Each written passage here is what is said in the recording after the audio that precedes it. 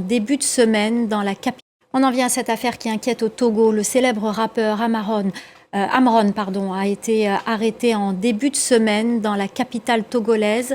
Cet artiste engagé critiquait sans retenue le pouvoir de Lomé via des publications TikTok. C'est sur ce réseau d'ailleurs que sa famille a réagi. En revanche, les autorités togolaises contactées par France 24 n'ont pas donné suite à nos sollicitations. Les précisions de notre correspondante régionale, Emmanuelle Sochi. Écoutez, l'arrestation du rappeur togolais Amron fait grand bruit sur les réseaux sociaux au Togo.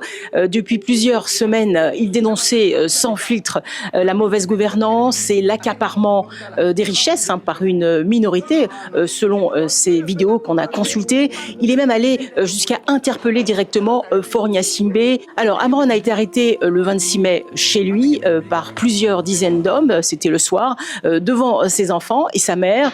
Ses parents l'auraient retrouvé quelques heures plus tard dans les locaux des renseignements et fait rare, eh bien, sa mère a pris la parole publiquement ainsi que les enfants pour défendre l'artiste. Écoutez la maman. Ils m'ont dit qu'ils l'ont amené chez un psychiatre. J'ai répondu que mon fils est dans tous ses états normaux. Mon fils n'est pas malade. Alors cette vidéo, comme celle de sa fille de 14 ans ou encore celle de son fils plus jeune, sont devenues virales. Je vous propose d'écouter celle de sa fille. Moi, ma mère, ma grand-mère, mon grand-père, nous sommes tous ici pour sauver un membre de notre famille qui défendait la justice. Je vous le dis et je vous le répète, mon père n'est pas fou, il n'est pas fou. Des ONG, des partis d'opposition et la diaspora exigent sa libération immédiate. Nous avons contacté les autorités togolaises. Aucune réponse. Un autre activiste, le poète Affectio, lui, est en prison depuis janvier. Il avait publié un texte qui n'avait pas plu aux autorités.